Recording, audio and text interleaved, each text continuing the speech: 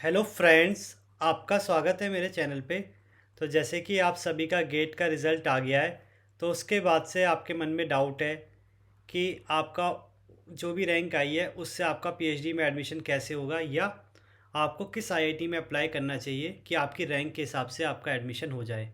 तो आज का मेरा जो वीडियो है वो इसी रिगार्डिंग है, जिसमें मैं आपसे डिस्कस करूँगा कि किस आईआईटी में या किन किन आईआईटी में आपको कितनी रैंक तक अप्लाई करना चाहिए। तो देखिए, पहले मैं आपको दिखा दूँ, ये एक आईआईटी की लिस्ट है जो मैंने ढूंढी है जितने आईआईटी इंडिया में। तो 23 आईआईटीज़ एट प्रेजेंट इंडिया में, और अगर इसमें कुछ ऊपर नीचे होगा तो आप देख लीजिएगा, पर ज़्यादातर केस में ये ठीक है। तो अब हम बात करेंगे इन्हीं आईआईटीज़ में कि आपको कितनी रैंक तक अप्लाई करना चाहिए अपनी गेट की रैंक के हिसाब से। तो देखिए, जो फर्स्ट जनरेशन आईआईटी है, यानी इनिशियली जो बने हुए थे 7 आईआईटीज़, अगर मैं आपको दिखाऊँ, IIT Madras, IIT Delhi, IIT Bombay, IIT Kanpur, IIT Kharagpur, IIT Roorkee and IIT Guwahati. तो देखिए, जो ये 7 आईआईटी है स्टार्टिंग के फर्स्ट जनरेशन आईआईटी, ये 7 आईआईटी है आपके फर्स्ट जनरेशन आईआईटी। इसमें मैं अगर आपको बताऊं, तो देखिए रैंक में अगर आपकी गेट में 5 up to 500 हो तो बहुत अच्छा है।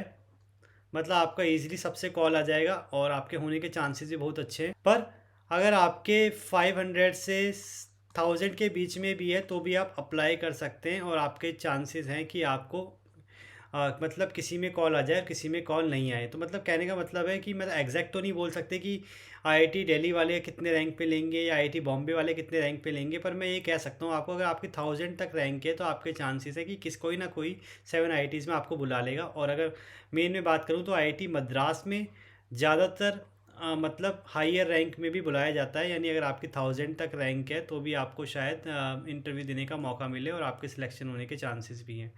तो इन 7 आईआईटीज़ में, यानी अगर आपकी 500 से 1000 तक रैंक है तो आप अप्लाई कर सकते हैं। बाकी हाँ, एक और चीज़ है, मैं आपको ये भी बता दूं, ऐसा बिल्कुल भी नहीं है कि 1000 तक ही बच्चों को लेते हैं। आईआईटी कानपुर में मैं अगर आपका एग्जांपल दूं तो 1800 के बच्चे भी हैं, 1800 गेट रैंक के, 2100 रैंक के भी हैं, 2600 रैंक के भी हैं। इनफैक्ट आपके आईआईटी मद्रास में भी 1300 रैंक के बच्चे भी हैं और 1900 रैंक के बच्चे भी हैं गेट में। तो कहने का मतलब ये है कि अगर आपके नियर बाई आईआईटी है तो आप इनमें एक रिस्क ले सकते हैं या ट्राई कर सकते हैं एटलीस्ट। मतलब कि गारंटी तो नहीं है कि आपको बुला ही लेंगे, पर हाँ, जिस हिसाब से बच्चों को ले रखा है, इतनी रैंक में भी एडमिशन दे रखा है, तो कहीं ना कहीं थोड़े बहुत चांसेस बनते हैं। और अगर आपकी किस्मत अच्छी हुई तो आपको बुलाएंगे भी, और बहुत ज़्यादा चांस है कि आपका सिलेक्शन हो भी जाएगा। तो मैं कहूँगा ये आपके ऊपर निर्भर है कि अगर आपके घर के पास ये आईआईटीज़ हैं, या आपको फॉर्म में पैसे की कोई दिक्कत नहीं है, और या कम जगह आपका सिलेक्शन हो रहा है और आपको चाहिए कि नंबर ऑफ़ एप्लीकेशन आप बढ़ाएं, तो कहीं ना कहीं आप इन आईआईटीज़ में भी अप्लाई कर सकते हैं अगर आपके 1000 से ऊपर रैंक है फिर भी। तो देखिए, ये तो था शुरू की 7 आईआईटीज़, यानी जो फर्स्ट जनरेशन आईआईटीज़ है। अब बात करते हैं सेकंड जनरेशन आईआईटी, या ये कहते हैं जो बाद में आई हैं।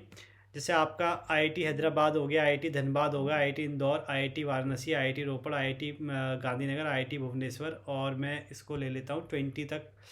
इनफैक्ट देखिए, ये बिल्कुल नए हैं, तिरुपति से जोधपुर तक ले लेते हैं, जोधपुर भी नया है बिल्कुल। वैसे तो मंडी तक हम इसे लेते हैं, मंडी तक।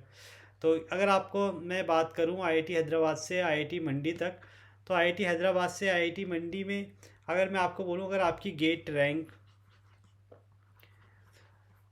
1500 तक जाती है, 1500 तक अगर आपकी गेट रैंक जाती है, और या 2000 तक भी आप अप्लाई कर सकते हैं। देखिए, 1500 तक जाती है तो चांसेस हैं कि आपका सिलेक्शन अच्छे से हो जाएगा, मतलब इंटरव्यू आने के चांसेस ज़्यादा हैं और सिलेक्शन होने के भी।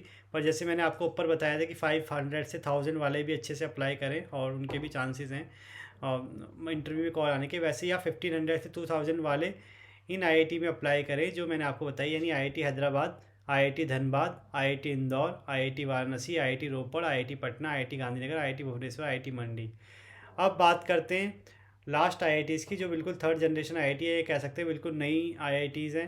जैसे आईआईटी जोधपुर हो गया आपका, आईआईटी तिरुपति हो गया, आईआईटी भिलाई हो गया, IIT Goa, IIT Jammu, IIT Dharwad, IIT Palakkad. तो मैं इसमें कहूँगा, देखिए, अगर आपकी रैंक 2000 से ऊपर है और 2000 प्लस है, कहने का मतलब है कोई भी रैंक हो आपकी, आप यहाँ पे अप्लाई करके देख सकते हैं। अब बाकी इसमें कोई श्योरिटी ऐसा नहीं है कि आपको बुला ही लेंगे, पर हाँ ये है कि मैं ये कहूँगा 2000 प्लस में आपको इन्हीं आईआईटी में ज़्यादा अप्लाई करना चाहिए, क्योंकि चांसेस यहीं ज़्यादा बनते हैं। और अगर आपकी रैंक, कुछ कुछ बच्चे बोलते हैं 3500 से ऊपर है, तो देखिए मैं आपको बताऊँ 3500 या 3000 से ऊपर रैंक है तो आप आईआईटी को छोड़कर एनआईटी में ज़्यादा अप्लाई करें तो ज़्यादा आपके लिए बेटर रहेगा, क्योंकि एनआईटी में मैंने 3500 गेट के बच्चे भी देखे हैं जिनकी रैंक 3500 है और वो गेट की फेलोशिप ले रहे हैं और अच्छा उनका मतलब पीएचडी में एनरोलमेंट हुआ है। तो यानी 3000 वाले या उससे ऊपर वाले 3000 प्लस लिख देता हूँ मैं, आप एनआईटी में ट्राई करें और आप 2000 प्लस वाले आप नई आईआईटीज़ में ट्राई करें।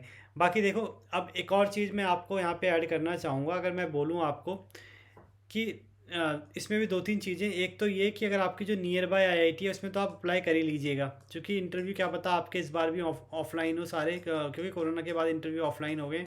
तो ऑफलाइन इंटरव्यू में ये होगा कि जो आपकी नियर बाय है उसमें एक तो आप जा भी पाएंगे और दूसरा क्या होता है जो दूर के बच्चे होंगे वो कम प्रेफर करेंगे वहाँ आना, तो नियर बाय आईआईटी में तो आप अप्लाई कर ही दीजिएगा कितनी भी रैंक आपकी हो। सेकंड, मैं आपको ये कहूँगा जो आपकी फेवरेट है या जहाँ आप जाना चाहते हैं उसको मत छोड़िएगा, क्योंकि आप ये मत सोचिएगा कि आपकी रैंक पीछे आपको कॉल नहीं आएगी। आप मतलब एक रिस्क ले लीजिए या ये कह सकते हैं एक चांस ले लीजिए, लक बाय चांस अगर बनता है तो क्या पता आपका मतलब कॉल आ सकता है, तो आप उसको ज़रूर भरिएगा, मतलब फेवरेट को आप ज़रूर भरिएगा। थर्ड, देखिए ये जो लिस्ट है ये सिर्फ मतलब मेरा एक्सपीरियंस, पर्सनल एक्सपीरियंस है, या मतलब जितना मुझे पता चला है वो है, ऐसा बिल्कुल भी नहीं है कि कोई फिक्स है कि इतनी आईआईटी इतने में ही बुलाएगी। तो यानी अगर आपको कहीं भी इंटरेस्ट है जाने में या कहीं इंटरेस्ट नहीं है लेने में तो आप वो फॉर्म मत भरिएगा। और फोर्थ पॉइंट अगर मैं आपको बोलूँ, फोर्थ पॉइंट इसमें ये है कि अगर आपकी रैंक काफ़ी ज़्यादा ऊपर है, यानी आपकी रैंक मानो 1000 प्लस है, तो आप कोशिश करें फॉर्म, यानी जो आपकी एप्लीकेशन है वो ज़्यादा से ज़्यादा भरें। जितने ज़्यादा फॉर्म भरेंगे उतनी ज़्यादा आपके डायरेक्टली प्रोपोर्शनल सिलेक्शन होने के चांसेस हैं। तो कोशिश करें कि आप फॉर्म ज़्यादा भरें और फॉर्म भी ऐसे भरें कि आप वहाँ इंटरव्यू देने जा सकें और मतलब वो आपके लिए कंफर्टेबल हो आसपास, यानी आप आसपास जा सकें। फिफ्थ पॉइंट है, देखिए कुछ बच्चे आईएससी का पूछते हैं, तो देखिए आईएससी में अगर आपकी अप टू 500 है तो ज़्यादा बेटर रहता है, तभी आपके ज़्यादा चांसेस होते हैं कि आपकी मतलब आराम से सिलेक्शन, कि आपका पीएचडी में एनरोलमेंट हो जाए। और सिक्स्थ, अगर आप आईएनएसटी या सीएसआर या कितने डिफरेंट इंस्टीट्यूट है आईसर, इनकी अगर बात करते हैं तो इनमें तो मैं आपको कहूँगा आप ना किसी भी रैंक में भर लीजिए गेट की, मतलब आप 2500 3000 तक भी अप्लाई कर सकते हैं, क्योंकि इसमें देखो क्या होता है लक बाय चांस होता है। ज़्यादातर केस में मैंने देखा है ये इनकी मर्ज़ी है, ये बुला भी लेते हैं और सबको, और किसी को भी सिलेक्ट कर लेते हैं, इंटरव्यू पे ज़्यादा फोकस करते हैं। और कभी कभी ऐसा होता है कि अपनी मर्ज़ी से मतलब क्या कहते हैं, कभी कभी ऐसा होता है कि अपनी मर्ज़ी से कभी कभी जीआरएफ कैंडिडेट ही लेते हैं। तो मैं कहूँगा आईएनएसटी में भी मैंने 300,000 वाले बच्चे को देखा हुआ है एडमिशन पे, आईसर में भी मैंने 2500 वालों को देखा हुआ है, आईएनएसटी में मैंने आपके 3000 वालों को देखा हुआ है।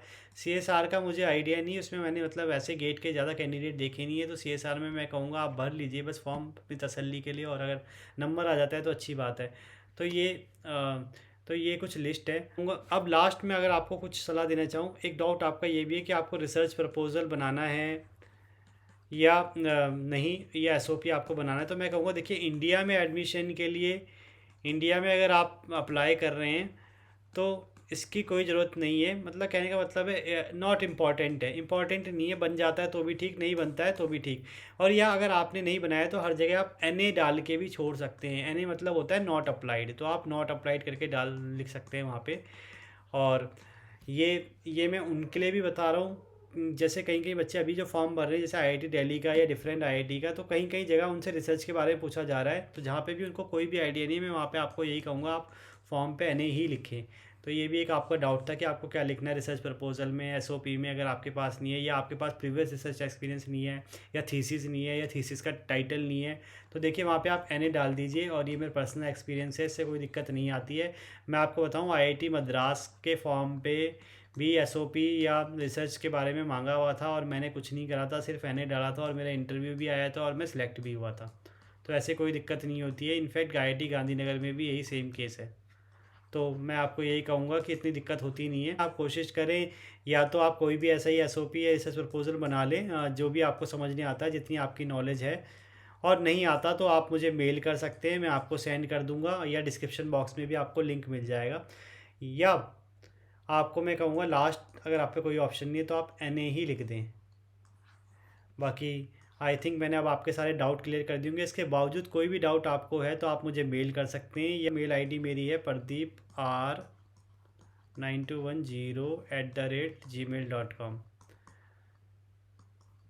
और या आप कमेंट बॉक्स में कमेंट कर सकते हैं कि ऐसे ही मुझसे जुड़े रहने के लिए इस चैनल को सब्सक्राइब करें, लाइक करें और शेयर करें। Thank you.